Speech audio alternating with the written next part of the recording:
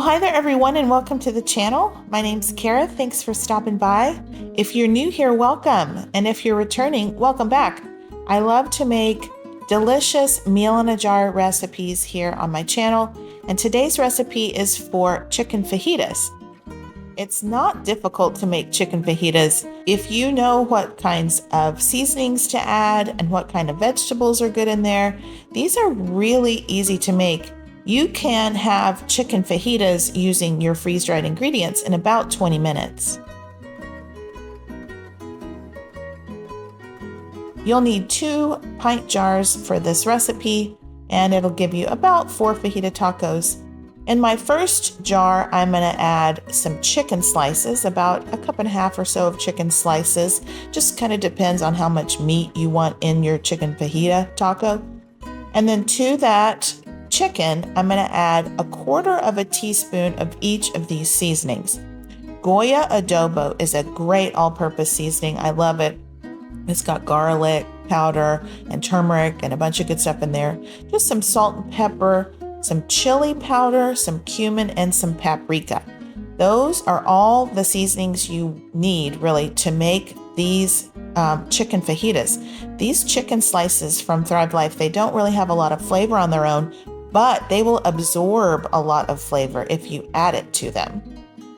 Now let's do the vegetable jar. So in my second pint jar, I'm adding about 1/3 cup of some red bell peppers, and then I'm going to add some green chili peppers. Here's some green bell peppers, and then some onion slices.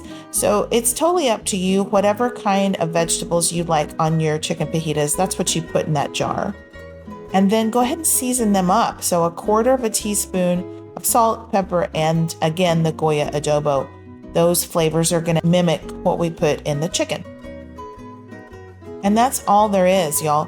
So these 2 jars are what you would keep stored on your pantry shelf. And the idea here is, if you try this recipe and you like these chicken fajitas, you could make up several sets of these jars at once. You can have chicken fajitas on your table in like 20 minutes. It's a really simple recipe to prepare.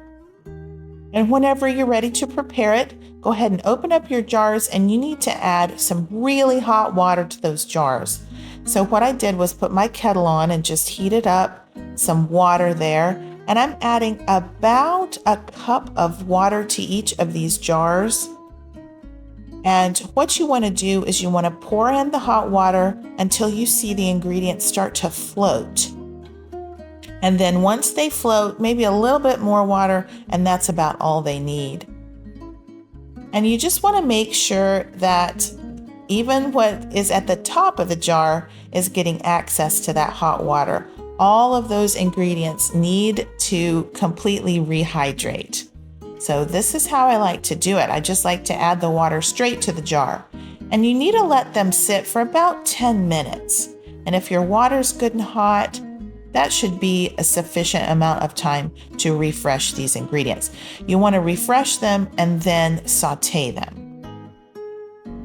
About halfway through, I just pushed down the food at the top of the jar. You want to shake that a little bit or carefully stir.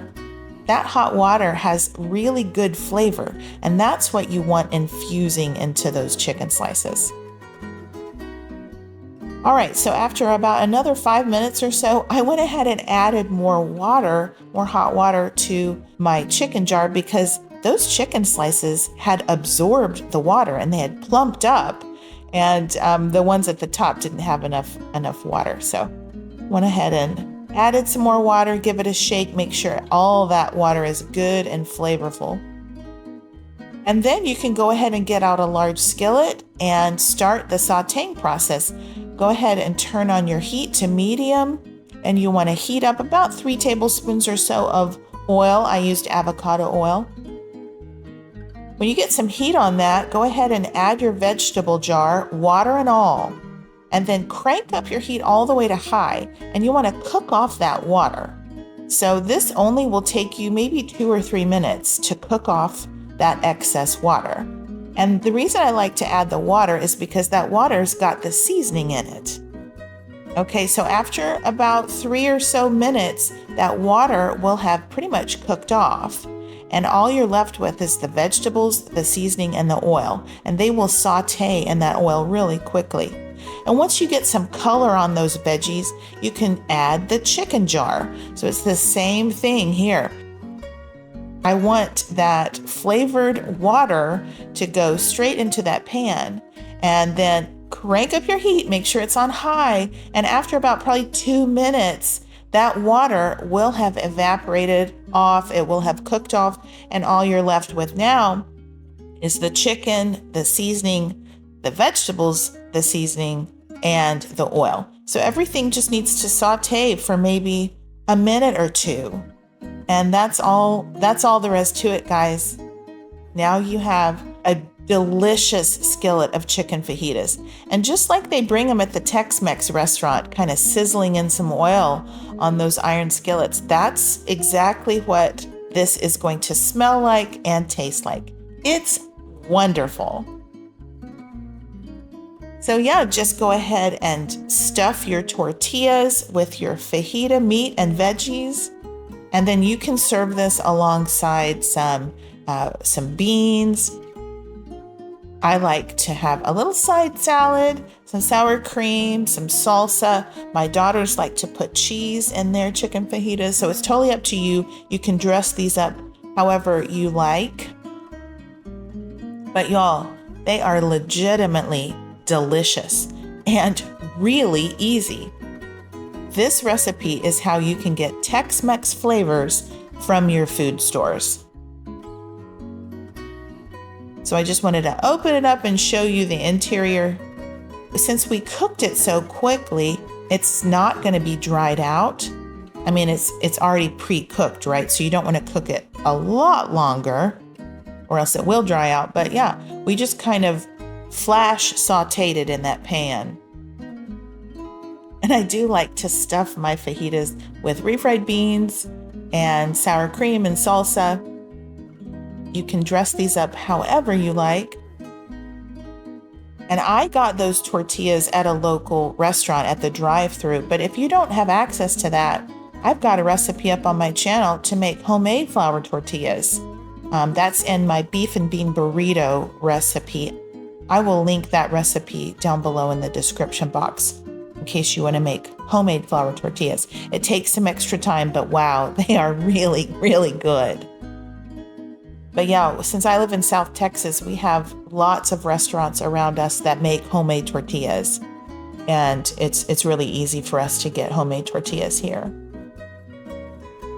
Well, all right, guys. I will put the full recipe for these chicken fajitas down in the description box below. I'll also include my shopping link in case you want to pick up any of the Thrive Life ingredients you see featured in my videos. I'll also put my website. It's called thefreezedriedfoodie.com. That's where I have my cookbook for sale.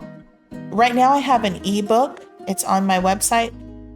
And hopefully really soon I'll have the print version of my first cookbook for sale on Amazon. And as soon as I get that information, I will put those links down below in the description box as well. This recipe is so delicious. I hope you try it, and please comment below and let me know what you think. And if you enjoy my videos, if you are benefiting from my content, please hit the like button and consider subscribing if you haven't already. All right, guys, thanks so much for watching. I hope you enjoyed this video, and I hope you have a fantastic day. God bless you. And until next time, y'all, take care and keep thriving.